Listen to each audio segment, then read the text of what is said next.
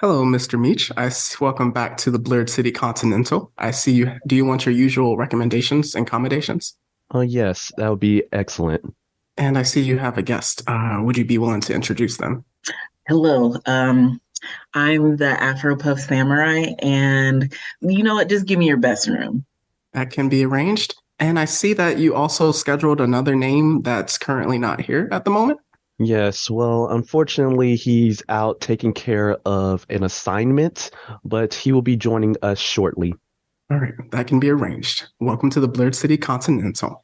So I'm Demetrius, And I'm Demetrius, and Meach and Meach presents. the Blerd City Podcast. So we have our first three-time guest on the podcast, the Afro-Puff Samurai. Yeah, y'all know who it is. Back, taking a break from anime to get into John Wick Chapter 4. Yes. I am hyped. I'm excited. We're glad to have you on. Yes, it's good to be here again. And I do love gratuitous violence, both live action and animated. So I'm excited to talk about this. Yes. So this is going to be a wild podcast.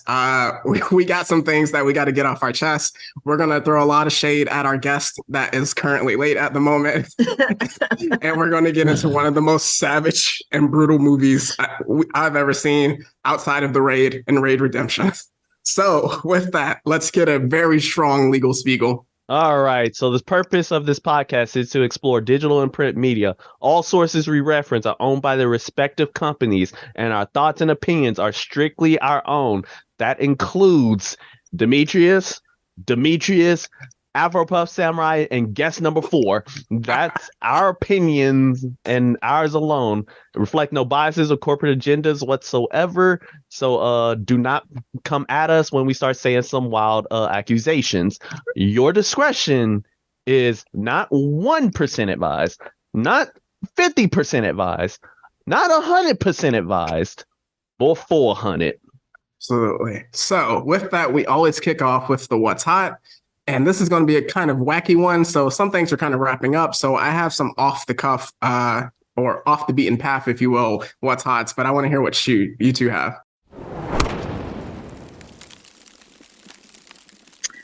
What's hot? The Texas weather, I don't know.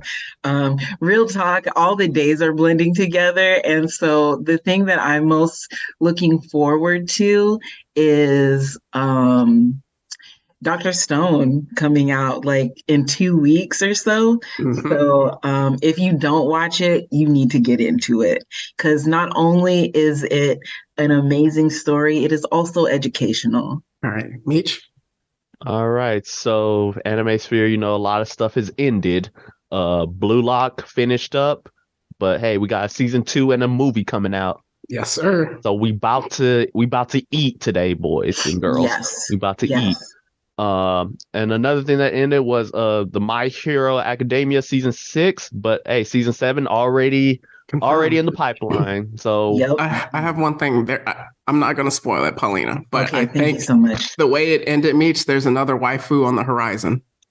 mm, I I'm gonna reserve my thoughts on that one. Okay. Well, for some people, it's definitely going to be a waifu, but we're not talking about that crown. I hope I mean You'll see it I when don't you even see want it, to think Paulina. about it. Yeah. I don't want to think about it. The My Hero shippers are a little crazy and unhinged and Dekugo.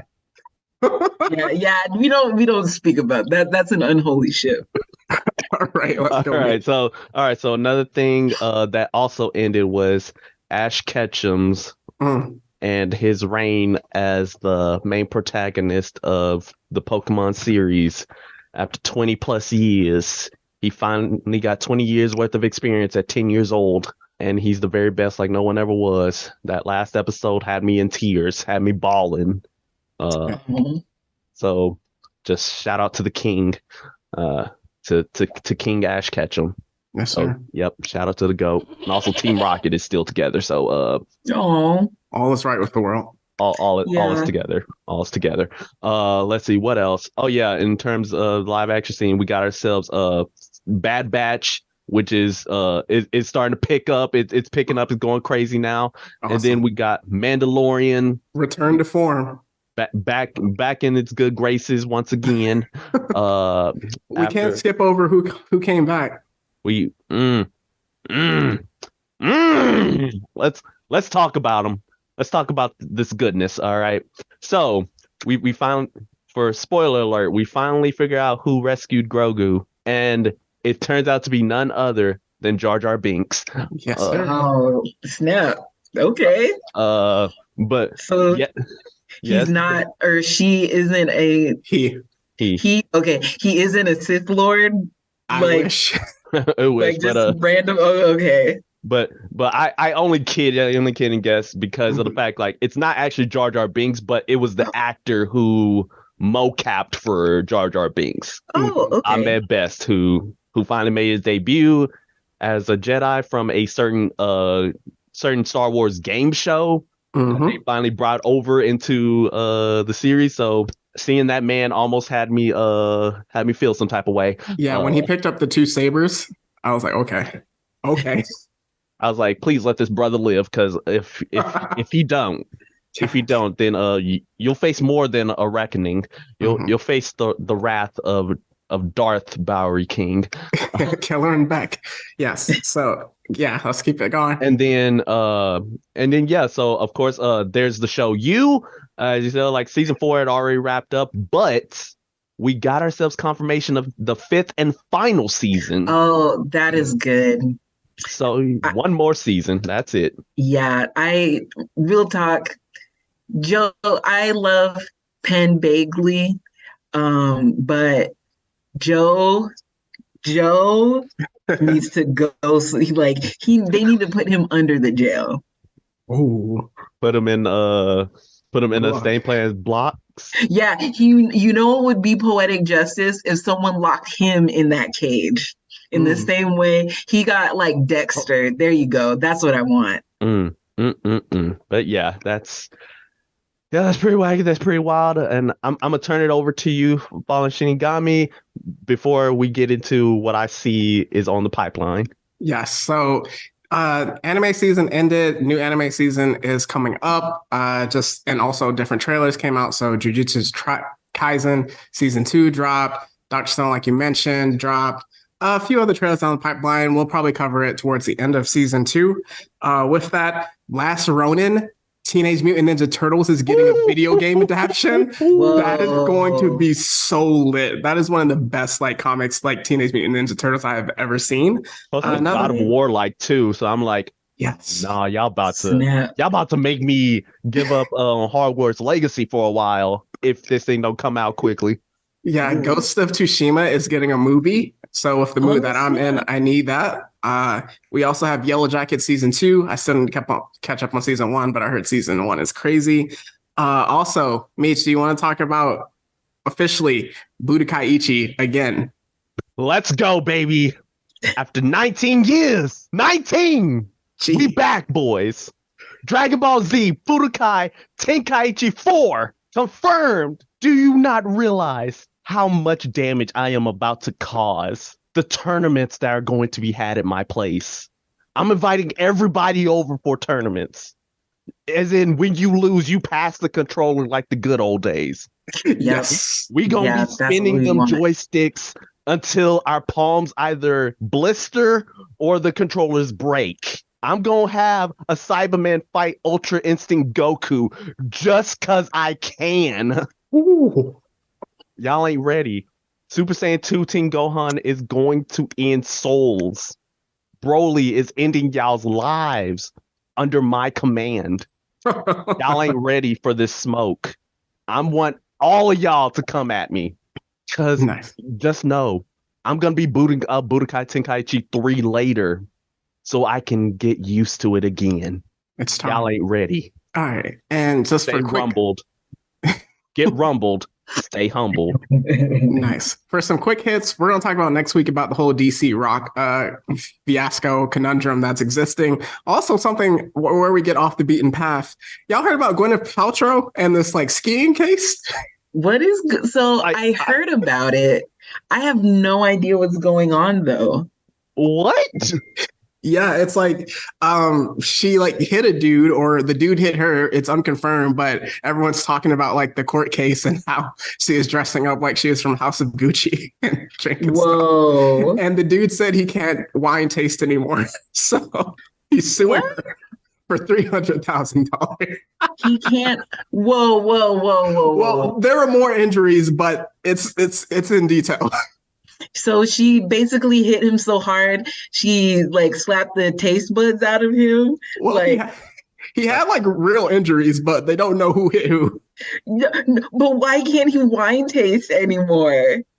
I think he had brain damage. So he's lost his, he could, never mind. I'm not even going to make that joke. I'm not even going to make that joke because that, like, I'm not trying to get y'all in trouble. But anyway, bro, he was literally like, gosh, my life is so unfulfilled now. I can't taste wine for fun with all my rich friends. Yes. Sounds like or it doesn't taste the same. Sounds like a him problem. All right. Okay. And one more thing. TikTok is about to go. So just get ready, people. Don't even put that out there, okay? That app is the only reason I get up in the morning. Because I need to hear the baloney that's going on TikTok. I need to hear the what's his face? I need to see what dances we're doing and how the kids talk. Because listen, I only know the slang because I be on the internet. So I know what it means and what's going to happen when I don't have TikTok to translate for these Gen Z, Gen Alpha kids. I'm going to be that old boomer millennial. Bring mine back. So one more thing. Me and Meech have been simping a lot over one person a lot the past 2 months. We're monitoring the situation, and depending on what happens, we will address it as we need to. Yep. We don't need to talk about it. And speaking of truancy, hello, our latest guest. Yeah. Check-in was What's going on, man? I'm sorry, man. You know, man. It's crazy out here right now. Yeah. Times get changing. You feel me? You took care of the assignment? I'm still taking care of the assignment. It's just allowing me to do my other job. You feel me? We feel you. So, Meech, you want to introduce our new guest? All right. So we got ourselves a real one out here in these streets. He know what to do. He know what the deal is. This is the one and only Travis. Travis, go ahead and introduce yourself, man. You know what's going on? This is Brooklyn's finest. You know what I'm saying?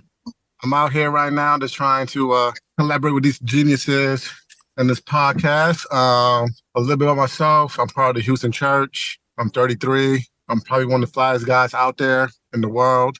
You know. Stop the cat.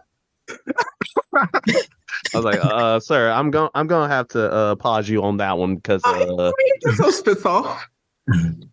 You know, I appreciate the opportunity to join your podcast. Thank you. Thank you for having me. Yes, pleasure to have you. All right. So with that, before we get into our John Wick movie review, there's something we need to address.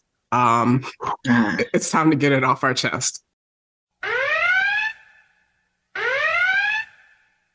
Yeah. So do the two of you want to start it, or do you just want me to go?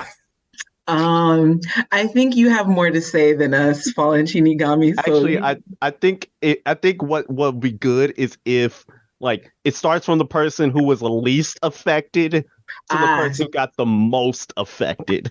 Okay. So y'all know, as Blerds and as a huge anime fan myself, we got to go to Dreamcon, okay? And we've been prepping for this since last year, okay? We got our tickets.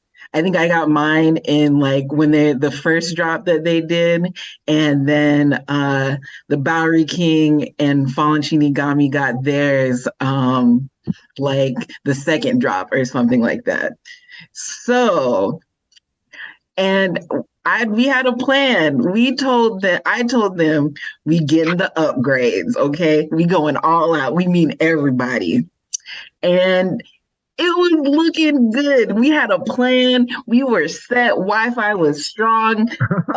Windows were open. Tabs were cleared. 5 o'clock rolls around, and that's when they drop. And you know what happens? That site crashed immediately. Okay. Now, we know Black people ain't on time for nothing, but they were on time today. Okay. They were on time that day. So the three of us are frantically refreshing. And at this point, I'm losing hope. Okay. I'm thinking that I'm not getting these tickets out. This whole plan, I didn't set aside money to do this. I ain't going to use it, which is probably a good thing, but I'm not here to make smart financial decisions. I'm trying to go to the con. So finally, luckily, after I laid hands on my laptop and I prayed to God to let me get this badge. I get in, I get platinum. Okay. I get platinum. Don't ask me how I got it. I typed it in, I processed. I was like, boop, boop, boop, boop, boop. Send it to my email. I'm good. Amen. I don't know how many platinum badges they had, but I got one of them. So I'm actually very happy about that. But my fellow brothers in arms. Ooh. And now it's my turn. Yep. All right. So as you know, we were all going through it, right? But here's where they screwed me over. All right. So and this is the part that Afro-Puff neglected to mention, was the fact that before she was able to get their platinum ticket, right? I managed to get in. After frantic refreshes, I was able to get in and I clicked the platinum. I put in my credit card information. I was ready. I hit submit. And then it said processing. Immediately right after it started circling and said processing, crash. Ooh. It crashed on me. And from there, like, of course, I tried to refresh, get back on page, get back on timing. Nope, did not go through. And I was stuck having to refresh a bunch of times, which is when she got her platinum ticket. So I assume it was my ticket that with my badge that went to her. But there was at least a silver lining, is that I was barely able to get a gold. So I barely was able to get the one right below hers.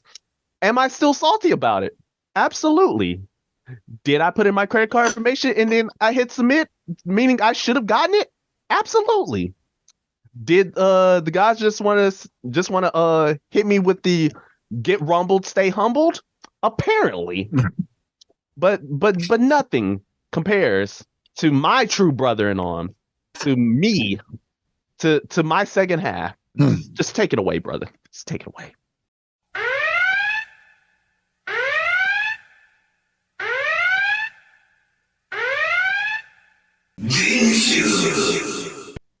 So, You took the glasses off. so for people that know me, you know I don't really yell.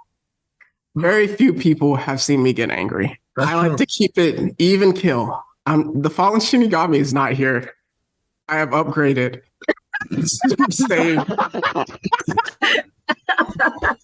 The villain arc has begun. My mom is going to have me on speed dial once she hears this, and then she's going to fly across the country and put a foot up my behind. We haven't had one episode that was explicit rated yet. I'm going to do my best to keep my language clean as possible. Man, gives that rated R, man. Because I don't want to edit all of this. That was a bunch of merde de vache, and that is French. Look it up. That was utter nonsense. As a Frenchman, I already know what he said. At 5 o'clock on the dot, the entire website crashes. Yep. You don't get 1 minute. You don't get 30 seconds. You don't get 5 minutes. Now, I understand that it's like everyone running through the same door at the same time. That's how the internet works. Okay, and there were limited tickets. But let's talk about the release schedule. It's fine that you did it one at a time, in batches, because it happens. It's smart. But the Weekend Plus, that was idiotic. You know why? Because if you go to Disneyland, you can get the Fast Pass tickets at the same time you get your regular tickets. Ridiculous. Aka. Insane. This is insane. You don't get a weekend plus ticket and then have it later on where you can possibly have the potential to upgrade. If you get the weekend plus ticket, you should either get platinum or you should get gold. And you know what? You know what that sounds like? You know, spending money on something for the potential of another money earned, but then you don't be able to get your money back. It sounds like a Ponzi scheme, a pyramid scheme, snake oil. Ridiculous. Guess what? Because guess what? This is absolutely insane.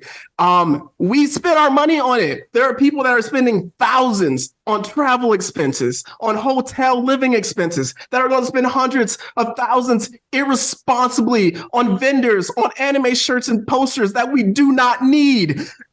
Because we love you. We love you as creators. And you can't even get it right for 5 minutes a window. Guess what? Because guess what? It's okay. If I logged on and I just couldn't get it, I would be perfectly fine with it because we were all on the same playing field. Maybe I didn't type in my address quick enough. Maybe I need to get that auto save for the numbers of my Visa card. This is insane. Pendejos. This is ridiculous because guess what? I know there are bigger things to be mad about in life. Life will go on. One day the sun is going to explode, which will cause a ice age on the planet. There are bigger things in life. Don't worry about them buying tickets to Dreamcon. But you cheated us. This isn't fair. It's not even about fairness. This is wrong. I'm annoyed by it on every single level. It's so incompetent. And then it was all gone in 15 minutes. And obviously people can't get refunds. That's fine. That's life.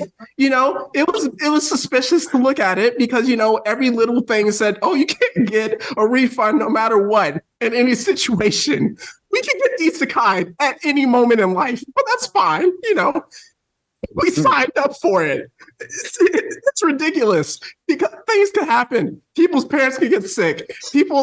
Cars can break down on the way there. Flights get canceled. People couldn't see people for Christmas because of a snowstorm.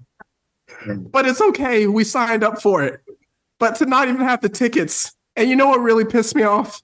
Is the fact they had the nerve, the temerity, the unmitigated gall to respond to people that bought tickets when there were thousands of us on Twitter, on Instagram, saying we can't get tickets.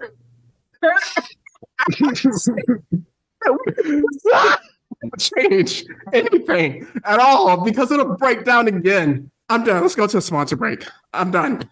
Yeah. Life is going to be okay. Go to a sponsor break.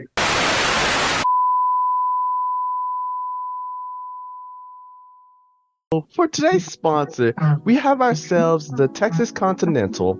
With this fabulous establishment, we are able to go forth and be able to sign up and join the Continentals. You will have an extensive room. You'll have, with all the facilities needed. You have a nice dedicated spa to relax your nerves. You have a dedicated doctor in case of any injuries needed. But remember the sacred rules of the Continental. We do not conduct any business on Continental grounds. Now, right. Please join us today. All right, we are back. And I took a breath. I'm going to eat some ice cream after this and watch a good anime or either play Ghost of Tsushima and body people. So is there any pre-spoiler chat we need for John Wick Chapter 4 or should we get into it? Let's do it. All right. So before we kick off, we can't obviously Lance Reddick a week before the movie kicked off passed away. So we just want to give a moment of just silence, appreciation to him for, being a great absolute character, great human being, and someone that again brought joy to our lives.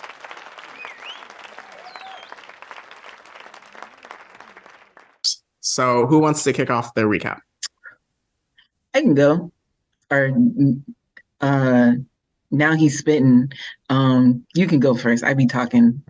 All right. So here's what happens at the beginning of this movie. So it kicks off with John Wick pretty much ready to go run roughshod on all of the high table with the Bowery King. So he ends up traveling through the desert, where we get our first of many, what as I like to call it, massacre scenes. Because literally that's just this entire movie. This entire movie is basically massacre, plot, massacre, plot, massacre, plot. And then ends with massacre. And so he ends up going through the desert, he on his black Mustang, just to keep it in line with everything. And then he murking people on the horse, he murking folks left and right, and he manages to find the elder. The man, well, this is a different elder from the one in the third movie, as apparently John Wick already took care of him, like in between movies. So we're just like, hey, yo. So he manages to find this new elder who basically tried to start spitting at this man, saying like, hey, killing me ain't gonna change nothing. If you kill me, another one is gonna take my place, as you know about last time. And the only release you're gonna have from all of this is just straight death. So yeah, that it is what it is, my boy. And John Wick, he does his John Wick thing, he stays quiet, and then as soon as he says like, nah, and then blam. R.I.P. to the elder, R.I.P. to the boy. But next, we get introduced to this. Oh, okay, all right. I got now. It's about the time for me to go off. Take a deep breath, my brother. We get introduced to the Marquis, who this Frenchman played by Bill Skarsgård. I'm gonna call him a Frenchman because the Marquis Frenchman, because that's basically what he is to me. So a Marquis of Frenchie decided to say, you know what, Winston. He brings in Winston and Chadun. He's like, hey, listen, we know John Wick is alive. We know he running roughshod on all our peoples. And I'm taking it upon myself, right? Because you enabled this man and you helped this man throughout movies 2 and 3. Well, 1, 2, and 3. But so, I mean, we're going to have to deconsecrate your, no, wait. He's going to condemn our, your whole location in New York. So basically what condemning means, apparently it means we're going to blow the Continental sky high. Yes. Just send it straight back into the gulag. So with that, just to kind of tie in some parts with that. So the high table sent the Harbinger, who is played by Mr. Krabs, right? Yeah. Yeah. So I sent the Harbinger and he said, you got an hour, you got to clean it out, obviously. And the Marquis du Gramont, the Marquis Frenchman, if you will, he was given full power of the high table to get rid of John Wick and handle the issue. And he was telling Winston that New York is a symptom of the issue that created John Wick. And then we get into the first sad part of the movie. Yeah. Oh, yeah. Yeah, because Marquis, he got a gun and he says like, hey, since you don't have a Continental anymore, you don't need a concierge. And then shoots Chadun dead. How did y'all feel about that? Because the fact that he died the week before the movie, and then obviously you can't change it in the movie. He literally dies first 10 minutes of the movie. Yeah. It felt so weird. Yeah. There's something. When we were first watching it, I made a comment and I was like, oh, that's racist. Why are all the people of color dying first? Because literally. Yes, because literally, the only people that had died up into that movie were people that were playing. It was the Egyptians, right? Yeah. Yes. And then the black guy, and I was like, Travis, ain't that your people? I think it was a bit shocking because I assumed he would have had a longer part in the movie, like a longer duration in the movie, and. It wasn't even 10 minutes. He died in the first 5 minutes of the movie. And then it's the fact that he died in real life, it kind of just hit me again in the movie that, it made me feel like he just died again in front of me after his passing last week. And so it was kind of tough to see that, but they probably already had that already written out before his actual passing. So I'm like, yeah. I went back to Polina. Oh, it's racist, man. They don't like black people. They don't care about us. Yeah.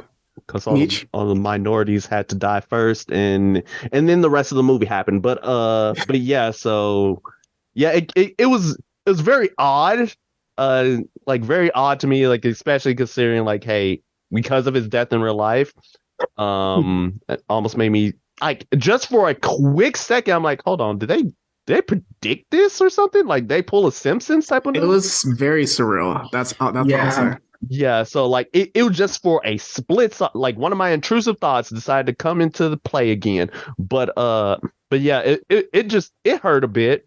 It hurt especially considering like, hey, you you see an actor die in real life and then his character die in the same movie Yes. Yeah. before he actually dies in real life, which is kind of crazy. Yeah. So I'll take us to the next big fight scene, and then everyone else can take over. So with that, Marquis de Gramont, he's like, "Bring me Kane," and then we get Ip Man himself, Donnie Yen. So Woo! we open up with him. He's listening to music, which you can. Well, he's blind, and he's listening to music, so you can kind of infer that it's his daughter, but you don't specifically know. But when they bring him in, that's when Skarsgård himself is like, "Hey, I'm gonna give you a name." And then you give us a life. That's our deal. You got way too close to your daughter. If you don't do this, if you don't take out John Wick, you're going to die. And Kane initially refused. And it turns out that they were actually friends, which was the crazy part. And so like when they give him the Braille card and he reads it over, the way they shot this movie, it's like he runs it and it goes Wick, and then it's this HN because he does it backwards. And that is so cool of a shot. So eventually he agrees, and he's like, John doesn't really have that many friends except for a few that he trusts with his life. So then we go to Japan and Osaka, and I just mentioned Ghost of Tsushima at the beginning. So with that, we see one of the legends in just like swordplay in the movie. I believe his name is Koji with Akira, and we also get a character that I really loved, Nobody, who is also titled as the Tracker, and he has his own dog with him, and he checks in. So with that, then the Marquis, he sends his people. It turns out John is actually hiding, and then the next part is pew pew, pow pow, clink clink clink. So take over. Yo, I just like that fight scene at the Osaka Continental was so dope for so many different reasons. And one, seeing Kane like do some of the most, now listen, I can take a lot of things, okay? Like I don't feel disrespected that much, but I would be so disrespected if a blind man beat the brakes off of me. Okay. And that's what was happening to these guys. He was beating them so bad, he was faking them out. He was like, I'm gonna cut your throat, psych, I'm gonna punch you in the face. It was like mink, pop, pop, pop, pop, pop. We yeah, bro. He was using like what are those, the Ring doorbells, yeah, to track people. I was like, yo, man, he tracking you like an Amazon delivery package. And like even I think one of the things that I appreciated the most in this is how much Koji put on his friendship with John Wick, as well as the relationship with his daughter. Like to see a cold-blooded assassin be like, I'm going to have dinner with my daughter. And to see their whole rapport with one another was super sweet. It was and it made Koji's are we doing spoiler free? I'm assuming. No, we're into it. Spoilers. So it made Koji's death at the end have more impact because like they fleshed him out a bit, and he wasn't just like, I'm John Wick's friend and I'm gonna protect him, but oh wait, I'm just protecting him because that's my role in the movie. It made him like more three-dimensional. Yeah, Hideyuki Sanada, he stayed legendary, he stayed goated for a reason. This man was out here like of course he plays the role of I'm a retired, I'm a family man, but when it's time to turn up, we turn up and we turn out. He's in the, what was it? Frenchie's henchman. I'm gonna call Marquis, and then I'm gonna call his henchman Frenchie. Just so we can keep it clear. Frenchie was out here getting he was getting the 2-piece. Not gonna lie, not gonna hold you. He got the 2-piece from Koji, and and the fact that Koji kind of sounds like Boji to me, I was about to say it. It was kind of crazy. But yeah, like he was pretty much like killing it. We do not have to talk anymore about Donny Yen because I don't. What else can you say about this man? Oh man, He a demon. But the fight between Kane and Koji, it hurt me. It hurt me. It hurt me a lot. Yeah. I knew he was gonna die, but I'm like, please, just don't do this trope. Please. Yeah. I'd also like to say that there, like the special forces men that the French guy, the Marquis, sent in, they have like stormtrooper aim. I was like, yo, y'all got all this armor, y'all got all these guns, and you still can't hit this man, even in your state-of-the-art business casual suits. I was like, yo, this, oh gosh. Yeah. I was like, y'all, they have terrible aim, and another one of my favorite scenes is when Akira she was fighting that big dude, and she had to stab up him all the way. I was like, yo, girl, I'm like, baby girl. X-23. Yes. Kill Bill Volume 3 or 4. I don't know what it's like, but y'all know what it is. Travis, what you got? Yeah, just to add on to some of what Paulina said, I think like one of the best fight scenes was the Ahsoka Continental, but also towards the end of the movie, the chapel, like the angles of the footage of how they were shooting the fight scenes in that house or whatever building with no one, John Wick, fighting troopers, that one dude who was the Marquis' right-hand man who went and died for nothing, like always came back. You could hit him with 5 cars, shoot him 10,000 times, he always came back. But that fight scene where the camera guy filmed it from above in that chapel. We're gonna get to that. We're gonna get to that. Oh, that's too far. Okay, so let me backtrack a little bit. Let's stay in Ahsoka for the moment. Okay. So outside of the Ahsoka Continental fight scenes, I did believe Kane stole the show in that area.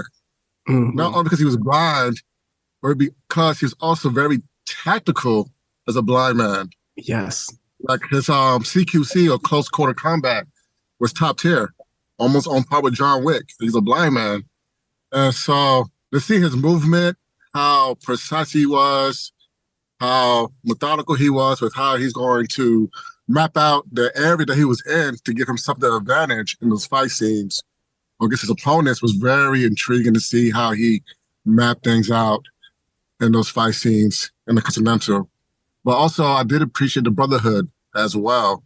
He was also trying to spare Koji. He didn't want to kill him. He gave him the opportunity to leave with your daughter.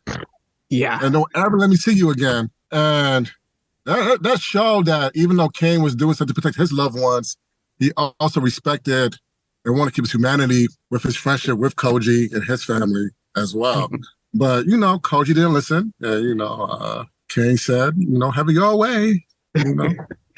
Yeah, I like that was good. I appreciate the character developments even in those fight scenes with both of them, and showing different aspects how assassins could be in touch with their emotions and feelings and core values of family and friendship. Right. Yeah, so just kind of 2 things that I really liked was what you mentioned, how he was tactical. It wasn't like Daredevil, I'm blind, but my hearing allows me to see. It was like he was literally tapping on things to make sure where am I spatially aware? Where are other people? So the thing about Kane, like you mentioned, still the show, he went 1v1 against John Wick, and then he pieced up Koji. Which is insane. Yeah. So, and then even the Koji fight, what I really liked is that they cut the music, which they need to do more in movies, and they just let the fight tell the story itself, and you felt the emotion of it. So moving forward, John Wick, he hops on the train, and then just kind of, before that, Nobody, the tracker, and his Cujo dog run up on him. And so he's like, hey, we're in this together because I need your bounty to be at least 40 million in order to buy this house that I'm looking for. So with that, moving forward, Winston, he goes to the Bowery King, is like, hey, I want revenge. Meech, you can kind of tie in the next part. So did he meet up with John Wick next, or what was the part after that? I know that there was the hand stabbing that occurred. Oh, next. so Oh yeah. yeah, so what happens right after, Bowery King meets up with Winston is that Winston was at like Charon's actual grave site, Mhm. and then John Wick pulls up, and that's where Winston was like, "Hey, listen, the Marquis is on one. We need to be vigilant. I want blood. I want you to essentially go out and challenge the Marquis to a duel. And what will happen is that if you win the duel, you basically get you get whatever you want. So in John's case, it'll be a free pardon. And then John's like, hey, why you want to do this? I want that smoke for my boy Chadon. I want blood. I want vengeance. All right. But in order to do that, you need to go and reclaim your family. Go get your family back, my boy, because in case you don't remember, he basically at the end of the third movie? Third one, yeah. Yeah. Okay, so it was the third movie. That was when he basically cut ties with his Russian family, which was Ruska one Romana. of the yeah, I couldn't pronounce that to say my I got life. you, baby. Thank you, honey. But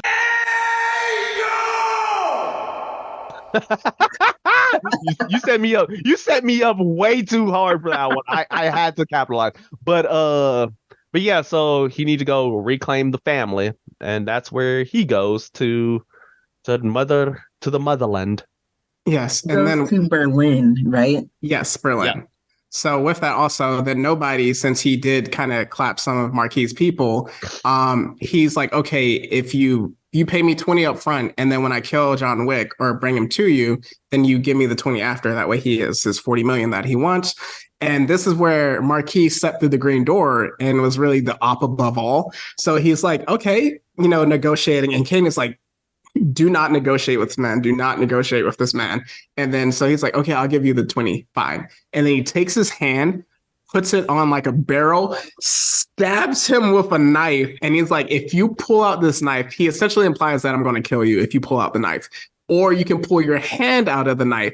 And let me tell you, the way my theater groaned when he had to like slide his hand out with the blade in between, it was like, So then we get to Berlin, where John Wick immediately has a priest pull a shotgun on him and blast him. The blicky. And it turns out that Uncle Piotr is gone, and there's a new leader who is Katia. And essentially they're going to kill him because he is excommunicado and he's not part of the family.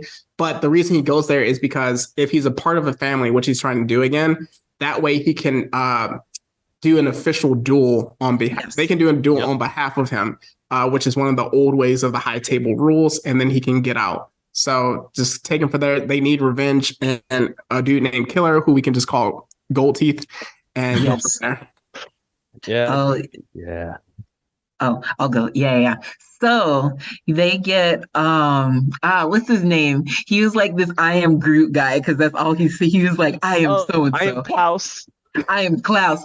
Klaus got the mess out of John. And so then he walks him to the it's just Killer. I think that's his name. It's Killer. Yeah. So I was gonna say he looks like he ate Two-Face from Batman. And he goes and he's just like, yeah, I'm bringing in John Wick as like prison, like John. I can't remember, like it was on pretense. It was a way for John to get in to kill him, to get revenge for Uncle Piotr. So because Katya was like, yo, if you kill this dude for us and get our revenge, then we'll let you back into the family. And so John was like, give me in and I'll handle it. So they get in there, and so this dude, he is big. He's like, what's the name of the big villain from Spider-Man? Kingpin? Yes. Kingpin, yes. He's like Kingpin mixed with Two-Face, okay? So They so they get in there, and let me tell you, it's really hard to be gangster when you got asthma. So every time he's like laughing hard, he's trying to be intimidating, he goes, and you're just like, bro, okay, I can't take you serious. So then, as John is sitting at the table, Killer's men come, Kingpin or whatever, Kane pops up and was like, hey, I'm here to kill you, John. And then nobody shows up and was like, surprise, me too. And they all start pointing guns at each other. And they had themselves a conundrum, a quandary, a dilemma, if you will. And so the best way for them to solve this, of course, is to play poker.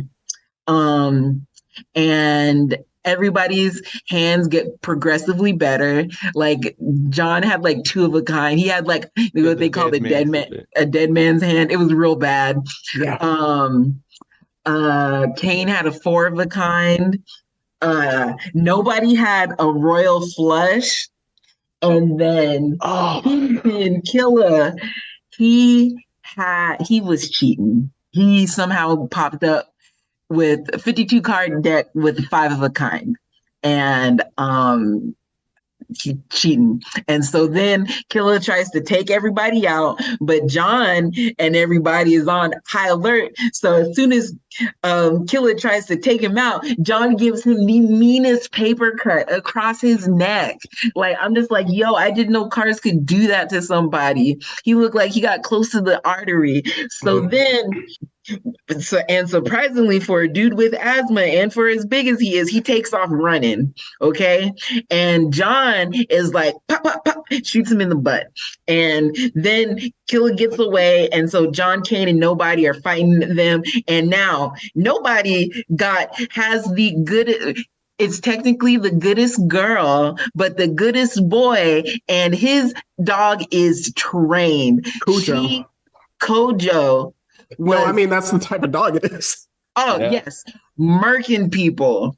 Like, and there's a specific command that he has for her that, for all you men out there, you wouldn't be men for very much longer. When this dog gets done with you. So she's taking out people, he's taking out people. Kane is disrespecting people left and right. Like, you know it's bad when the blind man has better aim than you. Okay. And so then John fights through, John Wick, he's doing what he do, running after Killer. And now they are in a rave in Berlin, and there's water everywhere. There's like waterfall. And this is where I was like, okay, this is a little, like, it took me out of the immersion, because they were wandering around, people swinging axes, and these people in the rave just continue to dance like nothing's happened. Some of them look over, and then as they're kind of bopping along and they're swinging axes, the Killer Kingpin is giving body blows to John Wick, and like they're just looking at him, guns flying, bullets flying, everything. And the drugs that they had to be on, like Molly, Percocet, lean, like you name it, they had, because that was the only way. I'm just like, they must think this is a hallucination. That was the only thing that took me out of the immersion, and the fact that the fat dude could get his leg, like he was doing high kicks, y'all. He was doing high. I was like, yo, how your legs that stubby, but you get them up that high to kick somebody in the face? Yeah, he was real agile. Yeah, Travis, you got anything on this part? I mean, I would say, like, the only thing that fascinated me about that part with Mr. Go-To, Mr. Big Purple Tuxedo guy, is that not only did he have asthma, but dude was jumping, doing flying kicks, fighting John Wick. And he's like, yes. For no 50 reason. pounds, somebody 300 pounds, 400 pounds. I'm like, what is in that asthma pump that allows him to elevate to do flying samurai kicks to John Wick on more than one occasion?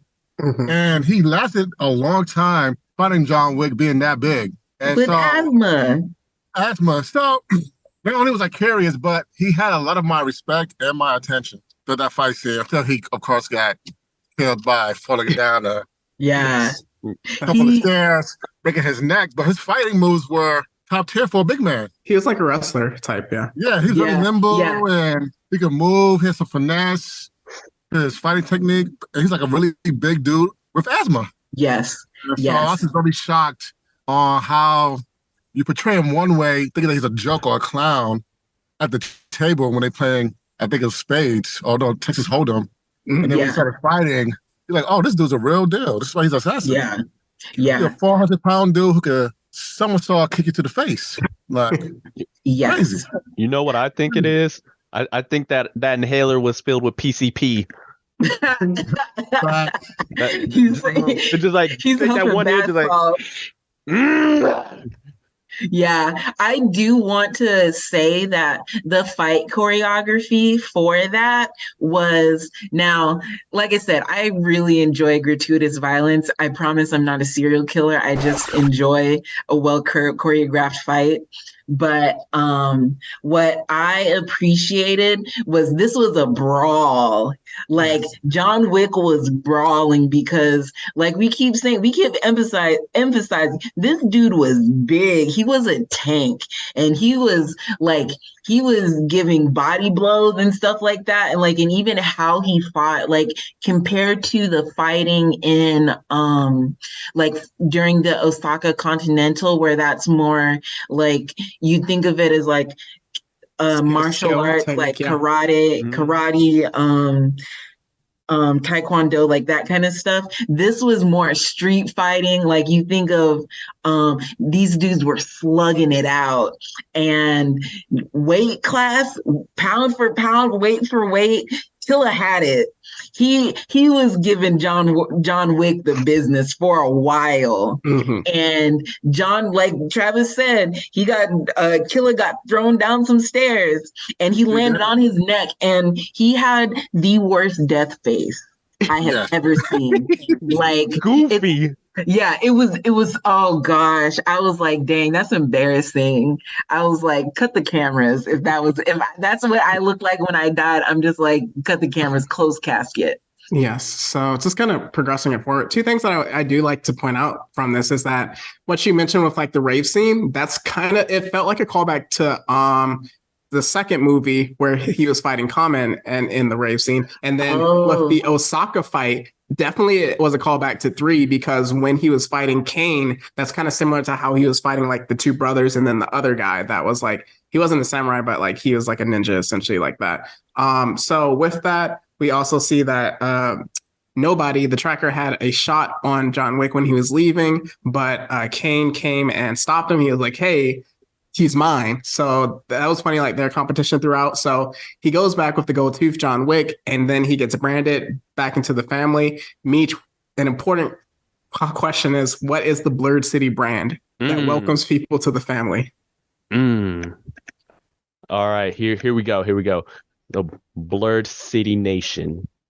We come to you today to invite you to the family where your life is our life. Your death is our death. We will conquer the entire universe, and you will receive the spoils, the riches of our conquest. So what does the symbol look like? The symbol, dang, that's a good one. That's a good one. Probably be 2 swords. I like that. So moving forward, since he's back in the family, the duel is now set on. They set kind of just like the rules for it. It's going to be a gun. Good old fashioned Hamilton versus who's the guy that shot him? Aaron Burr. Good old fashioned because people back then were so civilized, quote unquote. So moving forward with that, they set the rules. And then obviously you start seeing that the Marquis, he's starting to get shook because he's like, yo, I'm not doing this. Kane, you're doing it for me. And if you don't do it, I'm going to kill your daughter. So he started hearing the rumbling in the background, but it was kind of low. It was low. It was like season 4 rumbling, not the next part. So with that, so they set the terms and it's at daylight. And if you don't come at daybreak, you get executed immediately. So does your second. Winston, he negotiated to have where if John Wick wins, he gets to have his entire hotel back and reinstated from excommunicado. So from there, we get the hit increases. So John Wick has to go to the church, and because at first it was kind of like I was starting to get out of it with the story, and then the next part happens in France, and the next hour of the movie is straight action. So essentially, get to the church. Okay, all right. So let's go ahead and get into it. So Marquis is on his op activity, decides to increase this man's bounty because, like, hey, he got till sunrise, but there's still nothing against trying to murder this man. Murder this man before he gets there. There's nothing in the rules against it. So now you got all of France basically on this man through the narrative device of this smooth lady, the smooth black lady who playing these jams on the radio, and that lets all the assassins know, like, hey, John is here, and John and his bounty is going up. And you guys need to send this man straight to the gulag, if you will. So of course we get the first part of the action where John he gets a what was it? He was in the motorcycle, like a Charger. Yeah. He gets a muscle car first. Oh yeah. That's right. He starts with a muscle car, and of course he completely tears that thing apart because he murking folks left and right. Then he gets to the... Well, he was on foot first, but he kept getting hit by cars, and then he took it. Oh, yes. Yeah. He just FYI, y'all, he takes just punishment. This next hour, he just goes through it. He gets hits with cars. He manages to steal one, still murking assassins left and right, which at this point, I'm just like, bro, you know John Wick. You know his reputation. I would stay home.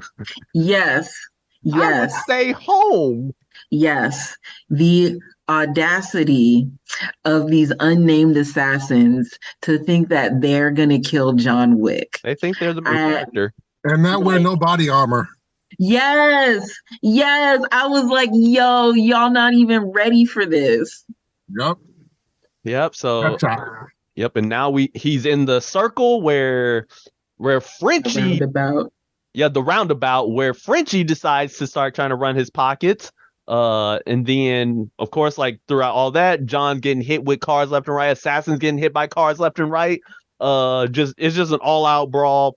He gets a motorcycle. He manages to dip out of there, and he makes it to this alleyway where he goes inside this building. Oh. And when I tell you, I was like, oh, nah, this is about to be Call of Duty because some of these assassins end up bringing a Call of Duty, the shotgun with the dragon breath rounds. I was like, they got that incendiary ammo? No, they part of the Rat Clan.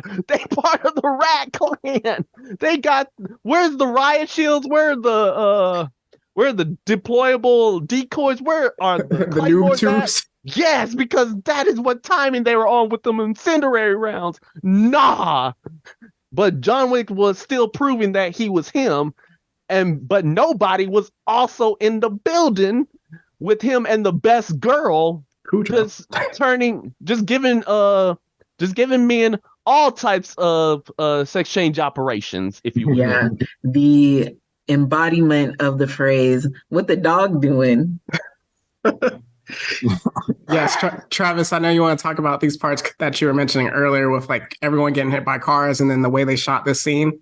Yeah, so of course the chapel fight was like the best part of the movie, but John Wick, like Demetrius mentioned, took a lot of hits. I mean, I believe he was hit 8 times by a vehicle, still standing, still shooting, still being finessing these wannabe assassins, not wearing no body armor, not giving out no indications that they are a real threat. And the shocking thing about the whole fight scenes, from the roundabout to the building, was the fact that John Wick didn't look like he lost a step. He was still like fighting at his peak during the whole fight, the entire fight, even though he was hit 8 times by different vehicles. I think he took a few body shots from different assassins in the building, but I like the 360 angle camera view in the building. That was reminding me of almost Inception type style of filmography there. And no one, his dog Cujo, we're gonna call him, we'll call her the boss lady, who was like decapitating some testicles left and right. Yeah. She was a real boss, the real MVP. Throughout the fight scenes there as well. And so it's just fascinating how even after all of that in the building, John Wick jumps out the building and hits a van. And it was like a small dent. Mm-mm. There was a huge imprint on that van, and he just got up. But I was like, what the heck? Who the heck what is he on right now to do that? Main character energy. Also, an important part, like right before he jumps out, he starts to actually, for the first time, really fight nobody, and they're going at it. And at the same time, Cujo is fighting Frenchie, Big Frenchie, and so John Wick and nobody are going at it, and he has a shot on him, but Frenchie has a shot on Cujo, and so he then shoots Frenchie's gun out in his hand. No, he shoots him because he has the suit. He has the suit with the body armor, and then he gets tossed down some stairs, and everybody in my theater thought he died. So with that, so it's crazy. So then he just leaves, nobody alone. Nobody has that, oh my gosh, you didn't kill me. You actually saved my dog, which is the parallels because he knows what it's like to lose a dog. So, that's right. So you're right. The theater, when he jumped out the window, literally was like, oh my God. There should be no way. No way. But that was not the worst part of how my theater reacted. It's when he got to them stairs. Yeah. Oh no! Yeah. And the camera exaggeration showed every step he fell from. All the spinning and tossing and turning. I'm like, bro, come on. I was mad. I did not expect for them to show that entire fall. Because I remember the radio girl was like, she made it a point to mention exactly how many stairs there were. 226. Yes. And so when he made it to the top, he made it to the landing, and then Frenchie was there. Yo, let me tell you, I preferred the Marquis to Frenchie, okay? Frenchie was getting on my nerves. And because he was always there. He was the biggest hater. And so when he kicked him down the stairs, I was like, yo, they didn't have to show this man like this. It was wild because they did it the first time, and then he stopped, and then Frenchie slid down, and then he knocked him down the other side. Yeah. That's like being sent back. It's like when you're in a video game and you forget to save, and when you die and you get sent back to the point before the boss fight. I was like, ain't no way. I'm just staying down. But when you stay down, you always have your friends to come and pick you up. Oh yeah, because that's true. At this point, your boy Kane. At this point, this man had 3 minutes to go back up them stairs. Yeah, it was 2 to 3. 2 to 3 minutes. Yeah. So our boy Kane decided to come with a pull up. He's like, hey, I'm gonna need you to get your behind up them stairs, boy. And he's like, bruh, you see these people? And then I'm just like, bruh, he blind. But it's like, yeah. It's don't worry. I got these people. So this man came with taking out all the henchmen, and then John is rushing up the stairs, and then Frenchie decides to come back into play. Of course, decided to be biggest hater, biggest op of them all. But unfortunately, Frenchie made a huge mistake earlier. Yes, he did. Of trying to shoot good girl Cujo. So that way she decided to get her get back, which is one command. I like that scene. I really like how they shot it where he was kind of aiming for John Wick, and then he looked down and Cujo was like, come on, man. Come on, he saved me. You can't do it like that. And then he shoots Frenchie. One word. Yes. Nuts. And the dog peed on him. Yes. On his gunshot. Yeah. That was perfect. That's disrespectful. Dog cleansed the wound to the face. Oh, I was just out of there. I died laughing at that part. But yeah, so after that, of course, they get up to this top of the stairs. They make it. you could tell Marquis, he was you see him sweating. He was sweating. He would kind of. It was getting louder. He was hearing them steps. Yep, them steps were getting closer, and we see nobody, and Good Girl Cujo just sitting on the sidelines, just like, oh man, this about to be good. And then we get to the duel. So they get these old Victorian dueling pistols back from the 1600s with one shot, one bullet, 30 paces back. Bam! Shoot. They get each other in the arm. So then they come up 20 paces closer. Reload. Bam! I think John Wick got shot, in the shoulder and arm, I believe. Yeah, I think he got shot in the shoulder. And then Donnie gets shot in the side. It's like same. It's like kind of like very, very side and then shoulder as well. Yeah. Or arm. Shoulder, bicep, and stomach. Yeah, but also don't forget, like, these two are boys. They're best friends.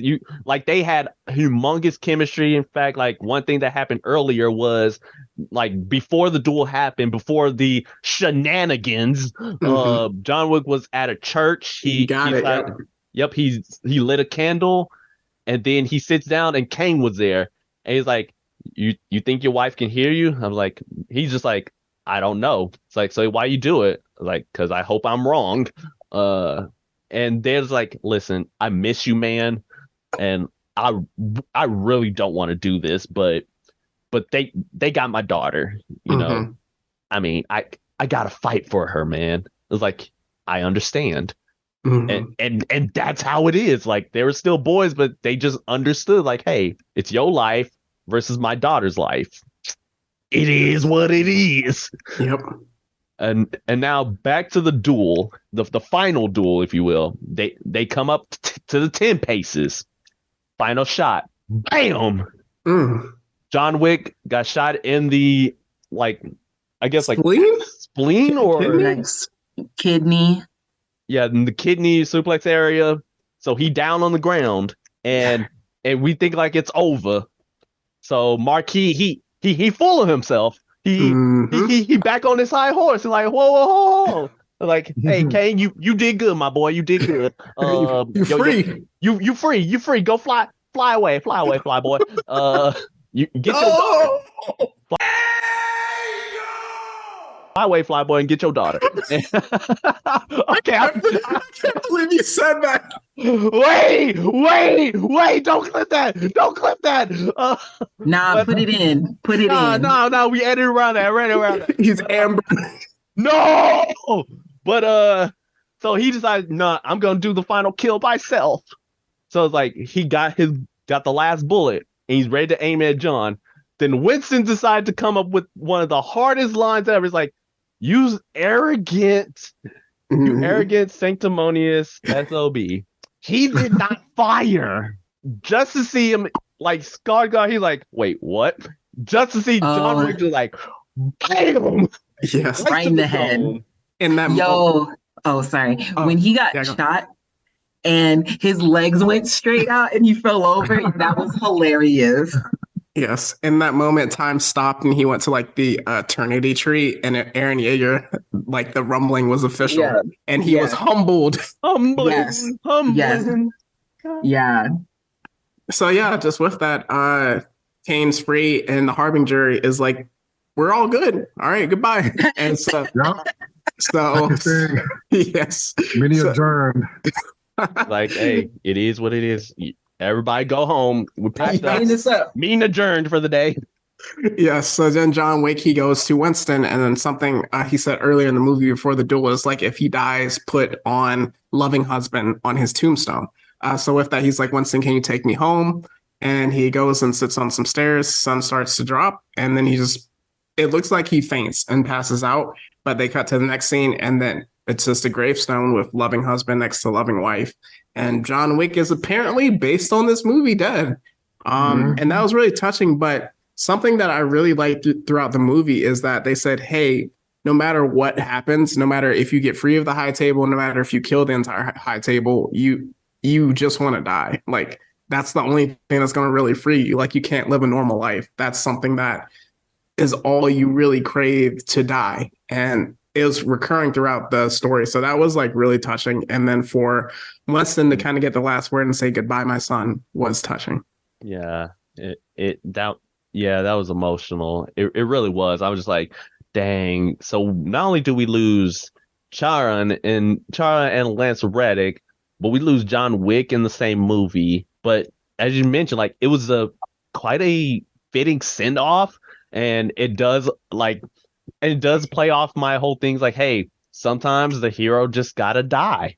Like I've been saying, like, hey, Shazam should have stayed dead. But in this case, I'm like, yeah, this was quite fitting. Like this was a man who lived his entire life in just pursuit of just straight vengeance and just murder.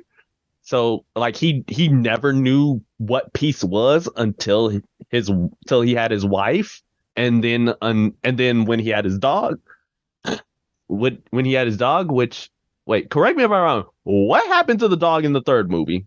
It was still there. The Oh yeah. King, he had him. Yeah. Okay, yeah. I thought his dog got shot. No, because like that's the first movie. In the third one, like the big dog. So like right at the end when John Wick gets shot off the roof, hits a thing, it shows the dog like going to the underground, and we see like because it's like following a scent. And then the Bowery King, he had the dog like the entire time. Oh, gotcha. Okay. So that was because he had him at the grave too. So. Yes. Yeah. So it was like this was just a story of a man who was willing to die and had to take as many bodies with him as possible. I mean, hey, if there was one way you can go out, there you go.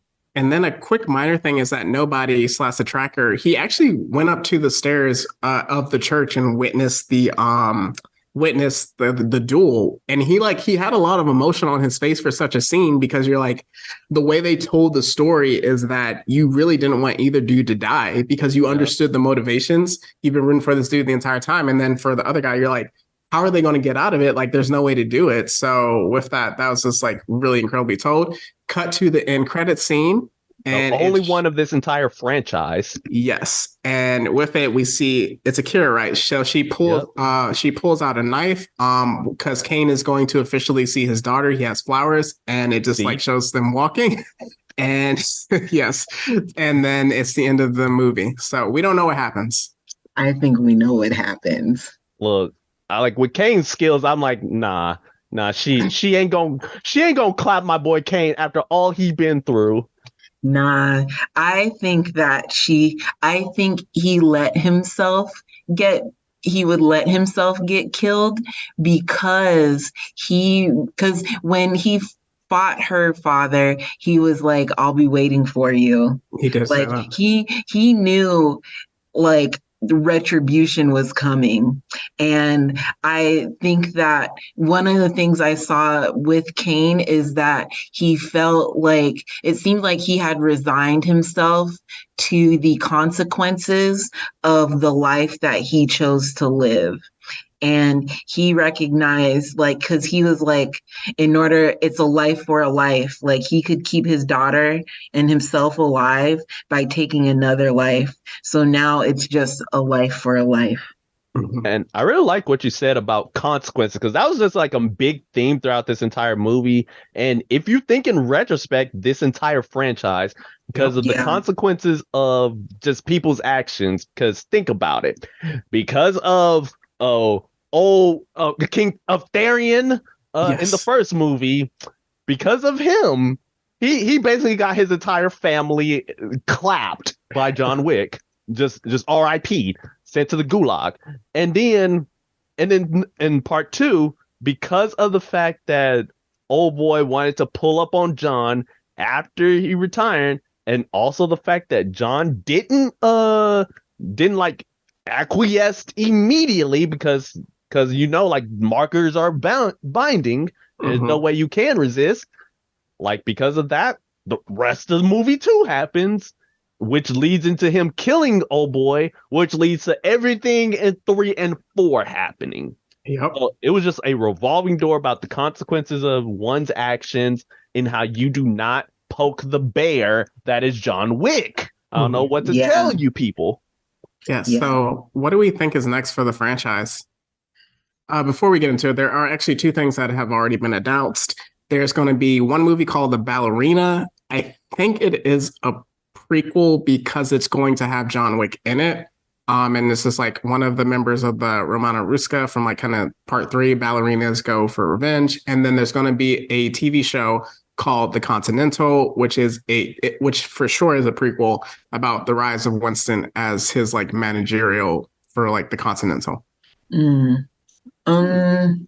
I like those ideas. I would love for them to continue to make movies in this universe. However, I don't want them all to be through the character of John Wick. And I think that and honestly, some of this might be because I do not remember the first 3 movies that well, because it's been so long since I watched them. But I feel like there's so much about the society of assassins because you can tell that it's very tradition oriented and they have a lot of rules and regulations and different practices that they follow, but there's no explanation as to how this society was formed. And so really, I would love to see a movie series or like a television series about the formation of the table, or I would love to see a series about the table imploding and the society falling apart. Yes. As a, what is it called? Dr. Stone fan, you would love Rules are Rules. Yes. All right.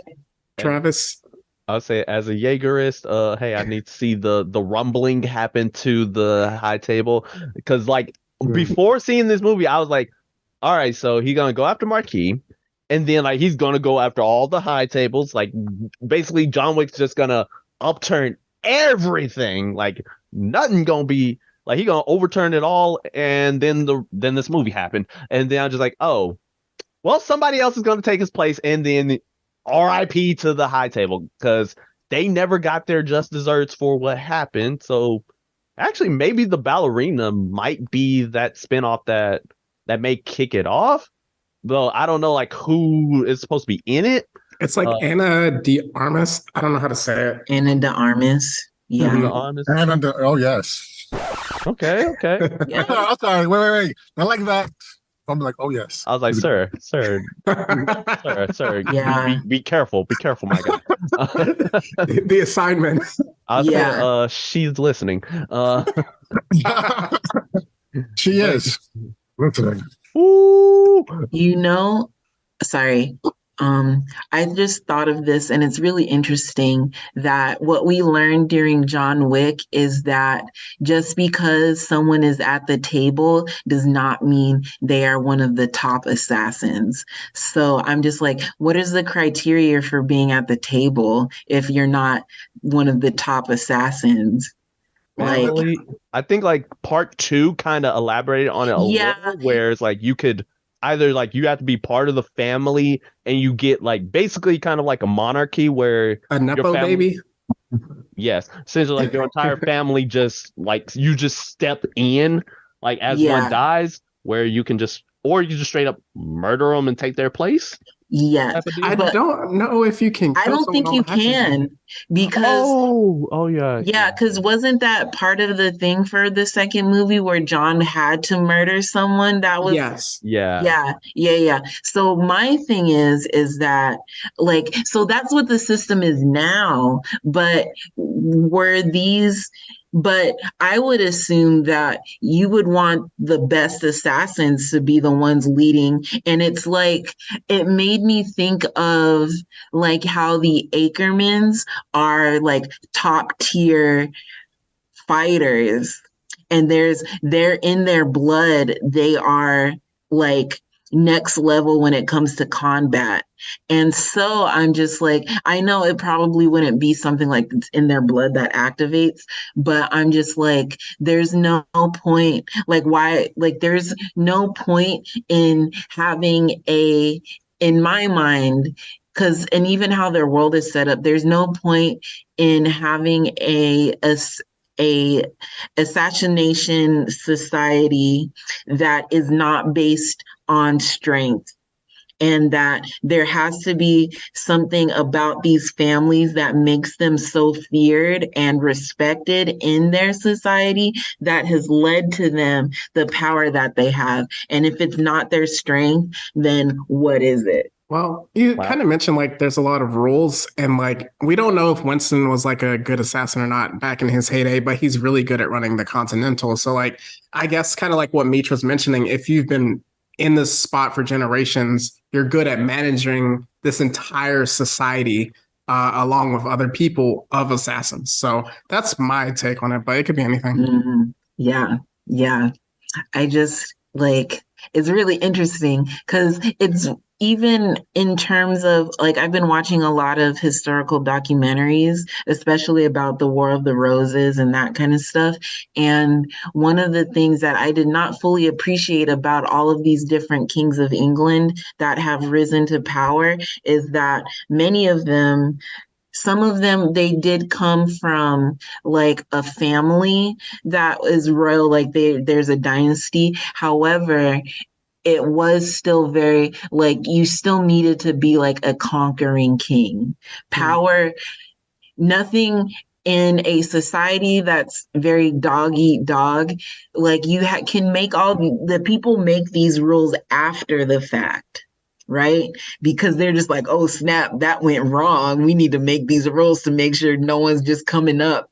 And the fact that they had these duels and things like that lets me know that like the single combat, I'm just like, there had to be a time where they had many different clans vying for control, that, and even Winston mentioned it like as a way to keep other like the more mercurial members of the table from going absolutely haywire. They had single combat. And what I'm just like, they make all these rules after the fact because you don't know the rules that you need until something goes left. So I'm just like, there's a power, their society was built, their foundation is based on something. And at the end of it, I think at the core, it's strength, because John Wick is both respected and feared because of just how good of an assassin he is. When I think Winston, Koji, Kane, all these old heads that popped up are respected and feared because of their skills. They didn't play they were ultimately just cogs in the machine of the assassination society, and they didn't really understand or know how to play the politics. But so there's other stuff going on, but purely based, there's strength where their power level is. I think, I just don't want to see how the table was created. Yeah. All right, Travis, you got anything else? Sorry. You're good. No, it's okay. I think Polina spoke enough for me. Yeah. But I will say that I think the table does need to be brought to justice. Yeah. They have to. Straight to the gulag. They have to. But also, Polina said something on Friday, which I think would be I don't know if it would be like a good spinoff, but like a good way to close out John Wick is with Kane, who killed Koji, his daughter. The altercation with the daughter and Kane would be good to see. And I think Paulina said like the mark of Kane. Ooh, that would be a dope movie title to see, to like kind of close everything up completely with the John Wick series. But the table has to be brought to justice for sure. Like they blew up the man's home, killed his dog. Okay, they killed a man's dog. There should be some repercussions for your actions. Yeah. Meech, you got anything else? I mean, nah, like that was it was all poignant and well stated. Like, yes, I want to see all of it, and I need the round table to get sent packing. If it's by Kane, amazing. If it's by Akira, also amazing. And if it's by me, then hey, put me in the movie, coach. Put me in. Yes. So with that, Now it's time for our John Wick Awards.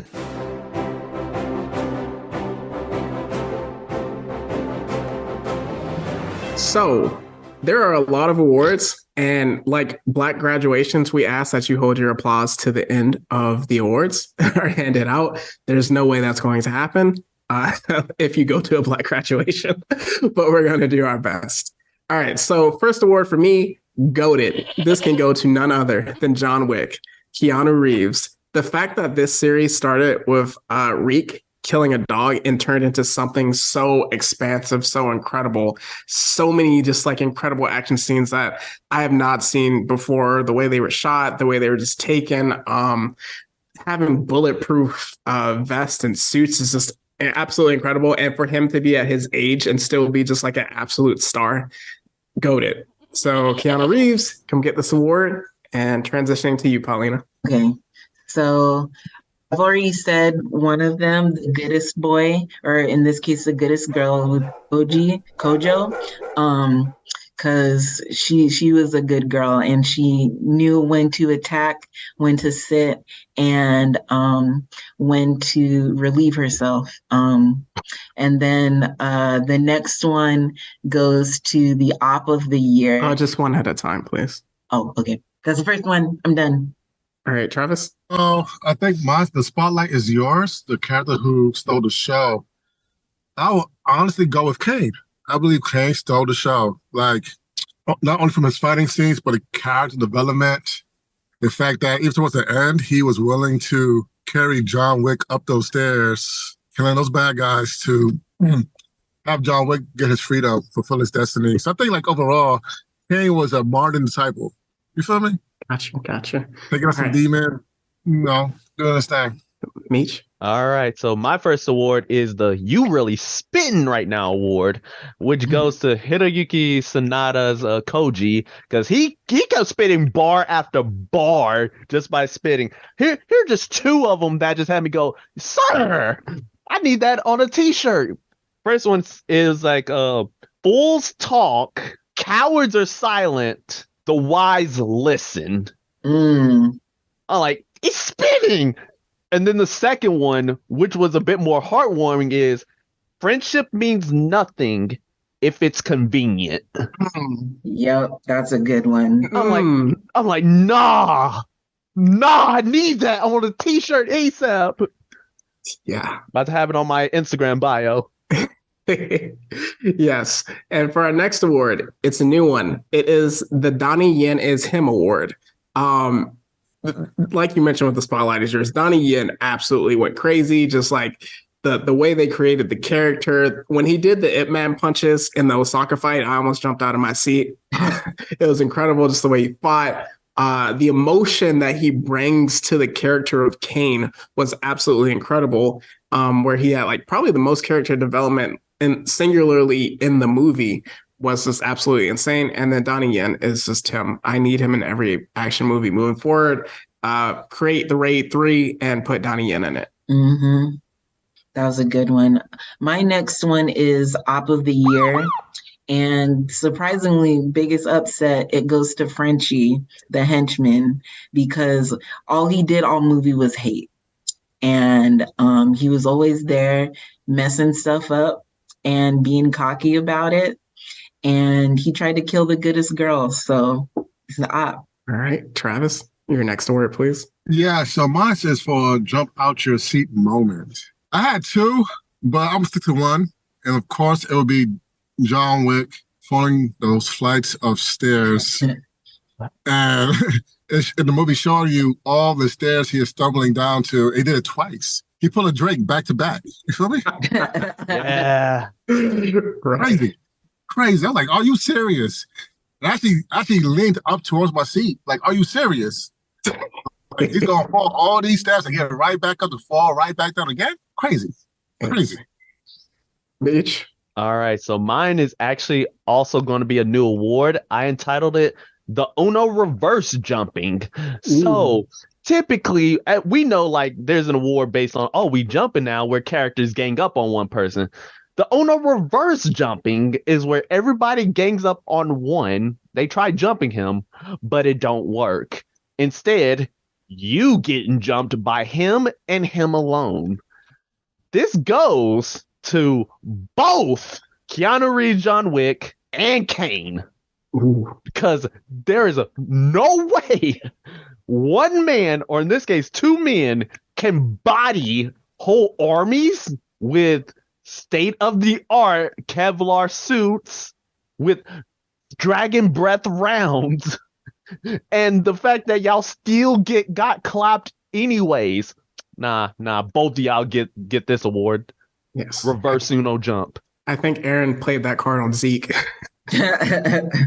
All right, for my final award, it is the Ain't No Way Boy award, and it goes to some of the scene that Travis pointed out. So with the stairs, when he fell down those final flight of stairs, I was literally in the theater. I was like, "Ain't no way, you gonna have to shoot me. I'm not climbing back up the stairs.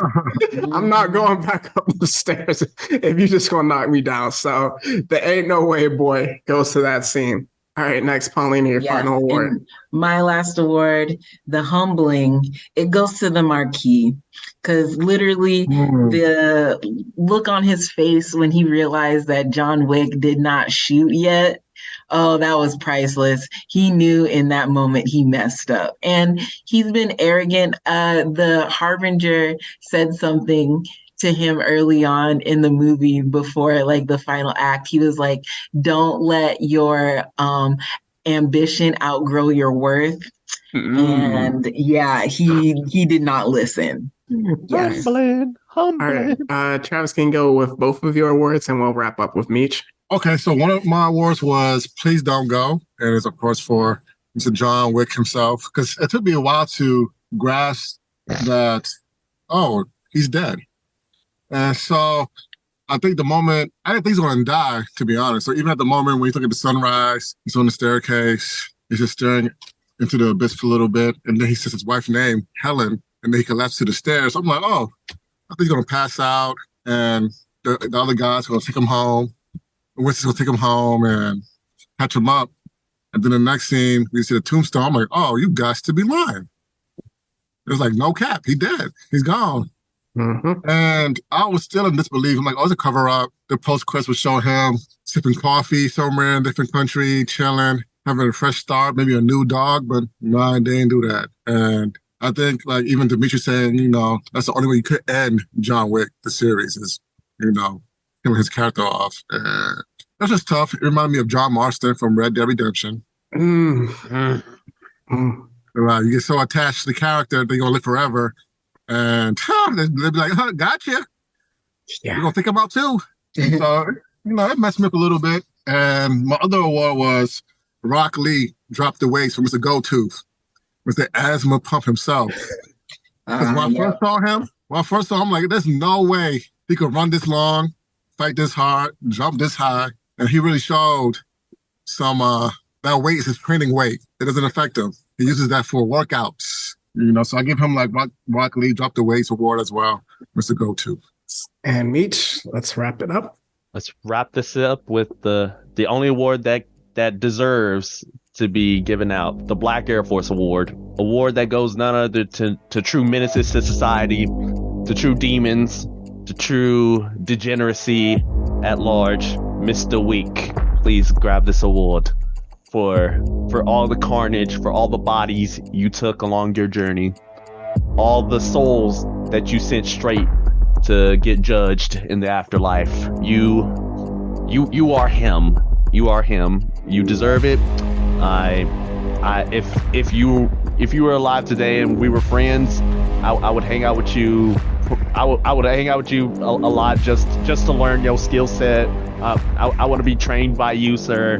I would want to be your friend. I would hang out with you. I would be dog sitting for you when you go out on your I would do whatever is necessary because you deserve all the best. And I just say, hey, just hope you and Helen have a great afterlife together. So, John Wick, get this award.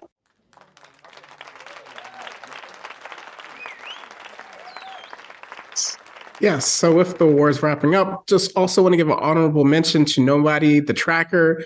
If it wasn't for so many bangers of performances, you would absolutely have, you like did your best to steal the show given the scenes that you were in. And it was actually a really great performance from him. So with that, let's get into our tiers, Meech. All right, so the tiers are based on assassins. All right, so the first one, the F tier, is Odd Job. If you know your 007s, so boom. All right, so for our D tier, we have Hit Girl. And then for our B tier, no, a C tier, my bad. My C tier is Mr. and Mrs. Smith. You know, Bradgelina. Then for our for B tier, we have Jason Bourne. For our A tier, Hitman Agent 47. But then the S tier, the top of the top, Assassin's Creed. Oh, so I thought for sure you were going to say John Wick. Oh no, we can't give him the name of it in the actual. Gotcha. You can't use the word as the definition. Yeah. Gotcha. So in terms of the movie placement, where you guys rank it? I'd give it a B plus. So Jason Bourne. Hey, Travis? Well, for me, I mean, I give it an A. I thought it was perfect. I like most of the character development. I like the cinematics with all the action scenes, fighting scenes in the movie. And they had like a lot of characters in the movie that stole the show. Even though I like Kane, I'm not gonna forget about Mr. No One, aka Nobody, Cujo, even the Marquis Frenchman guy. He was perfect too. He's a great villain, a great side villain, whatever you call him. He was like elite. Like he kept on coming back, but he would not stop. And so I give it an A overall because I think it was like a great movie, a perfect movie. It had emotional aspects, moral aspects to the movie.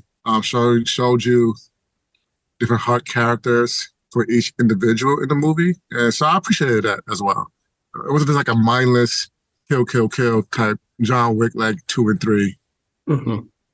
Yes, for me, I like coming into the movie. I was like hearing so much of one of the greatest action movies of all time, and I was like trying to avoid it because I didn't want that to kind of like spoil what I was going to like set those expectations because I've been disappointed before.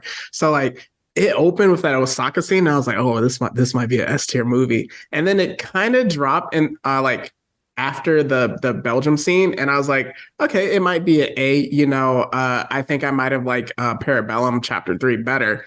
And then they got to France, and they had the fights with the cars, and then they had the stairs, and then the ending, and I was like, "This is an S tier movie." For me as a pure action film. And this is how you do an almost 3-hour movie looking at you, Avatar the Way of Mid, without it being boring, and keeping somebody engaged. So S tier, Assassin's Creed for me. All right, for me. See, honestly, I did not even feel this movie was long enough. Like it was like I blinked and it was already over. I'm like, wait, hold on. Was I that immersed in a movie like that? And to hear it was not even 3 hours long is kind of crazy. Imagine like with terms of the acting, in terms of the emotional core, in terms of just straight blood, carnage, gore, in terms of just straight in it. And see the cinematography, seeing like some of the video game influences with that top-down perspective in the building, to just as I mentioned, just seeing like payoffs to a lot of character arcs. I can't give it anything less than than an Assassin's Creed. I can't give anything less because I just love this movie to death. Soon as it releases on Blu-ray, I'm adding it to the collection. Wow. I think this is the second time that we've handed out S tier, Mitch. Oh, wow. Very sacred in S tier in our rankings. So definitely worth it. Go see John Wick Chapter 4. So going from there, as we come to wrap up with March almost ending, we're going to get into our Woman Creator of the Week. So Mitch, who you got? All right. So for today's Woman Creator of the Week, this is actually kind of a dual channel. It's called Overly Sarcastic Productions. It's ran by two people, Blue and Red. Red is the female of the duo, but she has like phenomenal like content. I primarily like watch her stuff on the side of things because she talks more so on like topics of like tropes in movies or writing and whatnot, or do historical analyses on like Greek mythology, but puts like a hilarious spin on it. and even like recounts, and she's even doing like a current series right now on Journey to the West, which if you don't know, inspiration of Dragon Ball. So if and she just like and she just pretty much like capitalizes and just condenses the entire story with just hilarious beats overall. So it's just so the two of them are just amazing, and I primarily just watch Trope Talks and Journey to the West on overly sarcastic productions found on YouTube. No, so with this, we only have 2 more episodes in season 2 for the pod. Next week is going to be an OVA, kind of a bonus episode. We don't really know where we're going with it, so it could be wild, out of pocket as usual. I don't know it'll be as out of pocket as my get it off your chest segment. But with that, we're going to have some fun. If you want to send mailbag questions, go ahead. But we kind of got some things lined up. And then to wrap up season 3, we're going to do our Super Mario Brothers movie review. Any other recommendations that anybody else on the pod has? Watch Love is Blind season 4. Oh yeah, let's go. Yeah. Get you your healthy dose of other people's drama, so you don't have to have your own. I hate you, Irina. Yeah. So if you don't watch that, you should watch that. Also, if you just want chaos, really watch trash TV. That's my recommendation. Watch 90 Day Fiance, watch Perfect Match, watch Love is Blind. You will realize how unproblematic you are. Nice. You're welcome. Travis? I mean, I would go with Love is Blind. I'll also recommend watching You season 4, part 1 and part 2 if you have not. Okay. My boy Joe is a real thing. He's a real deal. He's a grown man in a child's world. Do you feel me? Wait! Whoa! Bro, Whoa! red flag, red card. Flag on the play? Yep. You're out of order. I'm calling I'll rebuttal. Joe is out of order. How? What has Joe done that counts as not being out ridiculously terrible? Joe is the real hero, okay? Red. Next. I can't even follow that. I can't. Just watch all the John Wick films. Yeah. I think they're on HBO Max. I don't know because they're taking stuff off of HBO Max, so I don't know if it's still on there or if they got clapped. But put on your straw hat. Oh yeah, put on your straw hats, folks, because Day's returning. Yeah, and just for quick action, Ip Man movies, and then Raid 1, Raid 2, Redemption. So let's get into our plugs and get up out of here. All right, so of course we got ourselves our Instagram and our Twitter, which is Blerd City 22.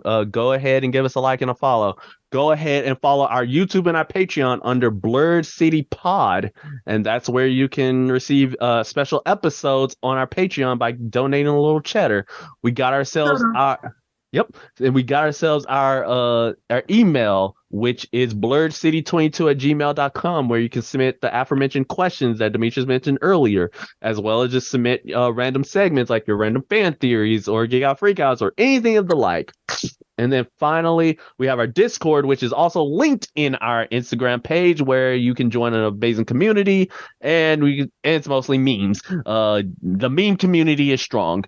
And then finally, I have my pages. I have my TikTok, which is Rogue Jedi 21, and that's where I post pretty out of pocket content, and that's where and somehow I still haven't gotten canceled yet. So hey, here's to you, kid. And who knows how long I'm gonna have this TikTok page, because TikTok is probably gonna be gone afterwards. But yeah, on to you. All right. So for my individual author pages, you can catch my Instagram at Mitri_Dash. So that's METRI_DASH. Or like you mentioned, the Blerd City Pod, where you can see our Foretell mode with Nuck If You Buck playing. Also, Twitter, we have at the Mad-16. And if you want to check out my book, Phantom Pains and Most Irregular Tale, you can catch that on Amazon. So, as usual, we leave you some words of encouragement. So, Paulina, Travis, what do you got for the people? My words of encouragement are: don't judge a book, TV show, or a person by its cover. because there are some really amazing things that you might love that if you only judged it by your first impressions, you would never get to experience. So go ahead and take a chance and do something that's out of your comfort zone. I would just say just remember that for those who battle with like mental depression or loneliness, just remember that you're not alone. You got people that love you, who care for you, who want to hear what you're going through and be there to support you. And even though it's hard to reach out, just make attempts to reach out and don't go through your challenges alone. So wrapping up the podcast, all I got to say is that Dreamcon, you have started our villain arc. So we have served. We will be of service. It's not goodbye forever. It's just goodbye for now. And that's the Blerd City Podcast. See you later. And remember, get rumbled, stay humble. All right.